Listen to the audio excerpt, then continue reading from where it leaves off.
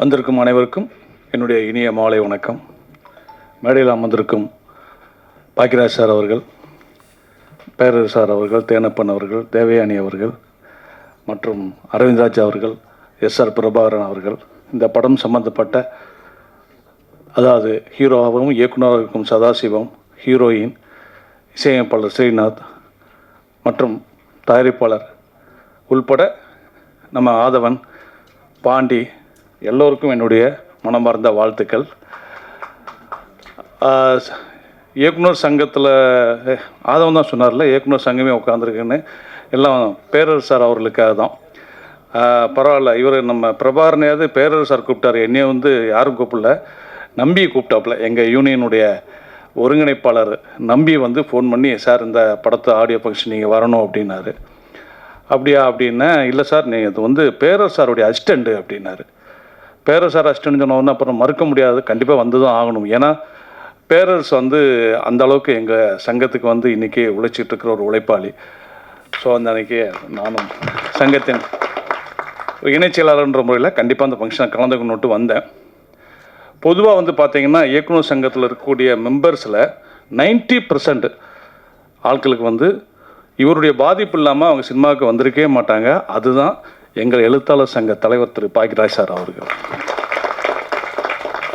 எந்த டைரக்டரை கேட்டாலும் சரி தான், அவருடைய பாதிப்பு, அவர் படங்களை பார்த்தோம், அவருடைய இன்ஸ்பிரேஷன் இருந்துச்சு அப்படின்னு சொல்லுவாங்க. அந்த அளவுக்கு பாக்கியராஜ் சார் வந்து எல்லாத்துக்குமே தெரியும். நான் மீண்டும் மீண்டும் அவரை பற்றி சொல்லிகிட்டு இருக்கிறதுக்கு ஒரு எதுக்காக இந்த விஷயத்த சொல்ல வரேன்னா, பாக்கியராஜ் சார் அவர்கள் வந்து நான் முதலாக சந்தித்தது ஒரு விமான பயணத்தில் தான். நான் அவருடைய தீவிர ரசிகன், அவருடைய படங்கள் ரெஃபரன்ஸ் அவ்வளோ பார்ப்பேன். ஆனால் ஃபஸ்ட்டு ஏர்போர்ட்டில் பார்க்குறப்ப இது ஃப்ளைட்டில் உள்ளே தான் உட்காரும்போது தான் பார்க்குறேன், என் பக்கத்தில் வந்து உட்காருறது அவர். எனக்கு ஷாக்கு, உடம்புலாம் வளவலம் விளக்குது. ஒரு புக்கோடு உட்காந்தார். வணக்கம் சார் அப்படின்னா திரும்பி பார்த்து வணக்கம் அப்படின்னா, சார் நீங்கள் மறந்துருப்பீங்க, எனக்கு ஞாபகம் இருக்குது, அதை புக்கை படிச்சுட்டு அப்போ சார் நான் டைரக்டர் வெங்கடேஷன் தெரியும் அப்படின்னாரு. அப்போ நான் சொன்னேன், அவருடைய படங்களை பற்றிலாம் பேசிக்கிட்டு இருந்தேன். சார் நீங்கள் விடிவரை காத்துற படத்தை திரும்பவும் ரீமேக் பண்ணலாமா சார் அப்படின்னு அவர்கிட்ட கேட்டேன். இது இருக்கும், ஒரு 12 வருஷமாக இருக்கும். ரீமேக் பண்ணலாமா சார் அப்படின்னு கேட்கும்போது, நான் பண்ணணும் ஐடியா வச்சுருக்கேன் அப்படின்னு சொன்னார். அந்த மாதிரி அவருடைய படங்கள் எல்லாமே ஒரு இன்னைய வரைக்கும் படைப்பாளர்களுக்கு வந்து ஒரு ரெஃபரன்ஸ் தான். அதே போல் எனக்கு ஒரு பெரிய ஒரு ஆதங்கம் என்ன உண்டுன்னு கேட்டிங்கன்னா, ஒரு டாக்டர்னு பார்த்தீங்கன்னா அவர் ஒரு எக்ஸ்பீரியன்ஸ் டாக்டருங்க அப்படிம்பாங்க. ஒரு பில்டர் கன்ஸ்ட்ரக்ஷன் எடுத்துக்கிட்டிங்கன்னா அவர் ஒரு எக்ஸ்பீரியன்ஸ் கன்ஸ்ட்ரக்டருங்க, அவர் ஒரு எக்ஸ்பீரியன்ஸ் இன்ஜினியருங்க அப்படின்னு எல்லாத்துக்கும் எக்ஸ்பீரியன்ஸ் சொல்லுவாங்க. ஆனால் சினிமாவில் மட்டும் குறிப்பாக அதுவும் இயக்குநர்களை எக்ஸ்பீரியன்ஸ் ஆயிடுச்சுன்னா ஏதோ அவங்க ஒரு பழைய பீஸ் அப்படின்ற மாதிரியே ஒரு ஃபீல் வந்து எல்லாத்தையும் இருக்குது. தயாரிப்பாளர்கிட்ட இருக்குது, ஹீரோக்கிட்ட இருக்குது, எல்லாருக்குமே இருக்குது. இதை நான் குற்றச்சாட்டாக சொல்லலை, அந்த எக்ஸ்பீரியன்ஸை பயன்படுத்தணும் அப்படின்னு நான் சொல்கிறேன். இப்போது பாக்கியராஜ் சார் இருக்காருன்னா திரைக்கதையில் இன்னை வரைக்கும் அவருடைய கதையில் ரெஃபரன்ஸ் பண்ணி நிறைய படங்கள் நானே சொல்லுவேன். அவருடைய படங்களையும் இன்னொரு இப்போ ரீசெண்டாக வந்து ஹிட்டான படங்களையும் ஈஸியாக ரெஃபர் பண்ணலாம் திரைக்கதைக்கு. அப்படி அவருடைய திரைக்கதையில் வந்து இன்றைக்கும் அவருடைய திரைக்கதையினுடைய பேட்டர்ன் தான் போயிட்டுருக்குங்கிறதுல எந்த விதமான மாற்று கருத்தும் கிடையாது. வாங்க சினிமாவை பற்றி பேசலாம்னு அவர் சார் ஒரு புக் எழுதியிருந்தார். அந்த புக்கை படிச்சிங்கன்னா, அந்த புக்கை படிச்சுட்டு நீங்கள் திரைக்கதை எழுதிடலாம். அவ்வளவு ஈஸியாக திரைக்கதையை பற்றி சொல்லியிருப்பார். ஒவ்வொரு அத்தியாயமும் அது ரொம்ப இம்பார்ட்டண்டான ஒரு அத்தியாயம். இப்போ தான் அதை ரீபப்ளிஷ் பண்ணியிருக்காங்க அந்த புக்கை. நம்ம திரையுலக நண்பர்கள் யாராவது சினிமா ஆர்வலராக இருந்தீங்கன்னா அந்த புக்கை வாங்கி படிங்க, அவ்வளோ இன்ஃபர்மேஷன் அந்த புக்கில் இருக்கும். சரி, இப்போ என்னென்ன மேட்ரு, மலையாளத்தில் சமீபத்தில் ஒரு பட்டையை கிளப்பிட்டு இருக்கிற ஒரு நடிகர் கம் இயக்குனர் அப்படின்னா ஃபாசில் ஜோசப். அவருடைய படங்கள் எல்லாமே அங்கே ஹிட்டு. அவர் கதை எழுதி வேறு டைரக்டர் பண்ணாலும் அந்த படம் ஹிட்டு. அப்படி அவர் வந்து கதைகளை வந்து ரொம்ப சூப்பராக பண்ணிகிட்டு இருக்காரு. நம்ம இங்கே பேசிகிட்டு இருக்கோமே, உதயகுமார் ஆரம்பித்து எல்லாருமே, நானும் பல மேடையில் பேசியிருக்கேன், கண்டென்ட்டுன்னு. அந்த கண்டென்ட் என்னங்கிறதுக்கு அவர் படங்கள் தான் உதாரணம். ஸோ கண்டென்ட் எங்கேயுமே இல்லை, லைஃப்பில் இருக்குது, அங்கேருந்து எடுத்து பண்ணாலே அந்த படங்கள் ஹிட் ஆகும் அப்படின்னு அவர் வாசில் ஜோசப் படி எல்லா படத்துலையும் இருக்குது. இதை நமக்கு அப்போவே காட்டிட்டார் நம்ம திரையுலக ஜாம்பவான் திரு கே பாக்கியராஜ் சார் அவர்கள். கோயம்புத்தூர் நமக்கு தெரியாத ஊரெல்லாமே அவர் படத்தில் வந்து சொல்லியிருப்பார். நிறைய சம்பவங்கள் அவர் படத்தில், மௌன கீதங்கள் ஆரம்பித்து உருகை ஓசை ஆகட்டும், எல்லா படங்களையுமே அவருடைய அந்த கேரக்டருடைய எளிமை, அவர் எங்கேயோ பார்த்த எங்கேயோ சந்தித்த மனிதர்களை ஹீரோ ஆக்கிடுவார். எங்கேயோ மறக்க முடியாத ஒரு கேரக்டர் சந்திச்சிருப்பார், அதை வந்து அவர் வந்து ஒரு கேரக்டராக மாற்றிடுவார். ஒருகே ஓசில் சங்கிலி முருகன் கேரக்டர் எப்படி வந்துச்சுன்னு அந்த புக்கில் எழுதியிருப்பார் பாருங்க, அவ்வளோ அழகாக இருக்கும். இதைத்தான் ஃபாஜில் ஜோசப் பண்ணிகிட்டு இருக்காருன்னு நான் சொல்கிறேன். ஆரம்ப காலத்தில் பாலச்சந்திர மேனன் ஒருத்தர் இருந்தார் சாருடைய பீரியடில். சார் ஹீரோ நடிச்சிட்டு இருக்கும்போது அங்கே சாருடைய படங்கள் மாதிரியே அங்கே பாலச்சந்திர மேனன் பண்ணிகிட்டு இருந்தார். இப்போது பாசில் ஜோசப் பண்ணிகிட்டு இருக்காரு. ஸோ இன்றைக்கி வர்ற இயக்குநர்கள் எல்லாருமே பாக்யராஜ் சார் பேட்டர்னில் வந்து கதையை எடுத்து ட்ரெண்டுக்கு டக்குன்னு பண்ணாங்கன்னா நிச்சயமாக அது ஹிட் ஆகும். சமீபத்திய உதாரணம் மீண்டும் சொல்கிறேன், ஆணித்தரமாக சொல்கிறேன், டிராகன்.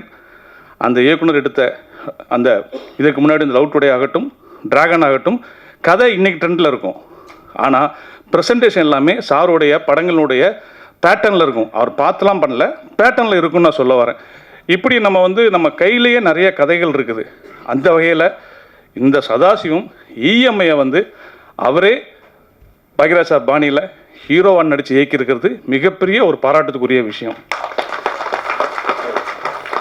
ஆடியன்ஸு ஏற்றுக்குவாங்களா, கூட்டம் வருமா வராதா, அதெல்லாம் வந்து இப்போ வந்து எந்த படத்துக்குமே வந்து கூட்டம் வரும் வரலாம் ரிலீஸ் ஆகி அந்த ரிசல்ட் வர வரைக்கும் தெரியவே தெரியாது.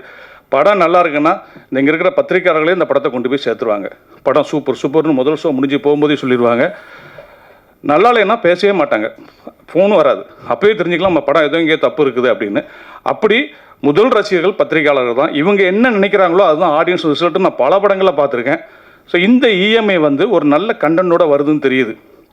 அதாவது வந்து இஎம்ஐ வாங்கினா என்னென்ன பாதிப்பு வருது, எப்படிலாம் மிரட்டுவாங்க, இப்படிலாம் நடக்குமா அப்படின்னு நமக்கு தெரியாத விஷயங்கள் அந்த படம் பதிவு பண்ண போது நல்லாவே தெரியுது. ஸோ இந்த படம் வந்து ஒரு நல்ல கண்ணோட்டோடு வருதுன்னு தெரியுது. அதை சதாசிவன் நல்லாவே ப்ரெசென்ட் பண்ணியிருப்பார். முதல் படம் பண்ணுறதும் அதுவும் புதிய தயாரிப்பாளர் பண்ணுறதும் நிறைய கஷ்டங்கள் இருக்கும். அந்த கஷ்டத்தோடு தான் பண்ணியிருக்காங்க. லக்கிலி அவங்களுக்கு சப்போர்ட்டாக பேரரசு சார் இருந்திருக்காரு. அது ஒரு பாராட்டப்பட வேண்டிய ஒரு விஷயம். ஒரு பாட்டு எழுதியிருக்காரு. அப்புறம் குறிப்பாக நான் வந்து எனக்கு ஆதவன் தெரியும் அப்படின்றதால அவரை பற்றி நான் பேசணும். ஆதவன் உண்மையிலே வந்து ஒரு இப்போ சொல்லியிருந்தாலே எனக்கு வருஷத்துக்கு ஒரு படம் தான் வருதுன்னு. அவர் நிறைய படம் பண்ண வேண்டிய ஒரு நடிகர். அவ்வளோ திறமை அவர்கிட்ட உண்டு. அவர் மாதிரி மிமிக்ரி பண்ணி யாருமே பார்த்துருக்க மாட்டீங்க. எப்படிப்பட்ட நடிகர்னாலும் அவர் வாட்ச் பண்ணால் ஒரு ஒரு ஒன் டே எல்லாம் அவர் ப்ராக்டிஸ் பண்ணி பேசிடுவார். என்னுடைய சண்டை மாறுதோன்னு படத்தில் வந்துட்டு அவர் காதல் தண்டபாணி அவர்கள் வந்து படம் முடிகிற தருவாயில் இதாகிட்ட காலமாயிட்டார்.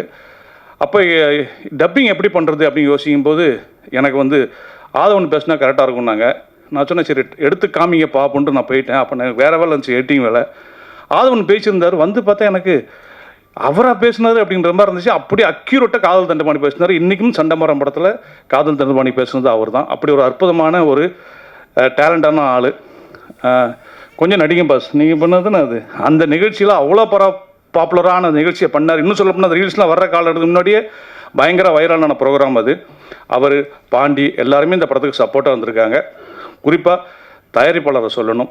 ஒரு புதிய படத்தை எடுத்து அதை நம்பிக்கையோட அந்த டைரக்டரே ஹீரோவாக்கி அவர் இந்த படத்தை ப்ரெசென்ட் பண்ணியிருக்காரு. இந்த படம் மிகப்பெரிய வெற்றி அடையணும் அப்படின்னு சொல்கிறதுக்கு முன்னாடி தேவயானி அவர்கள் வந்து டைரக்டராக இருக்காங்க. அவங்களுக்கு என்னுடைய வாழ்த்துக்கள். டைட்டில் சொல்லாமா வேண்டாமா? சொல்லாங்களே.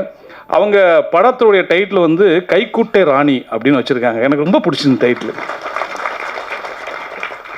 ஒரு ரொம்ப டிஃப்ரெண்ட்டான டைட்டிலாக இருந்துச்சு. இந்த டைட்டில் கேட்டோன்னே இந்த படத்தை பார்க்கணும் அப்படின்னு தோணக்கூடிய அளவுக்கு அந்த டைட்டில். அது அவங்களுடைய முதல் டைரக்ஷனில் வரக்கூடிய படம். அவங்களுக்கு என்னுடைய வாழ்த்துக்கள். இந்த இஎம்ஐ நிச்சயமாக ரசிகர்களை கவர்ந்து இந்த தயாரிப்பாளர் 10 பேரை கூட்டு வரேன்னு சொல்லியிருக்காருன்னு சொன்னாங்க. 10 பேர் இல்லை, நீங்கள் இன்னும் 20 பேரை கூட்டு வந்து இந்த இண்டஸ்ட்ரியில் நிறைய சின்ன படங்கள் வந்து வெற்றி அடையணும்னு வாழ்த்தி விடைபெறுகிறேன். நன்றி, வணக்கம்.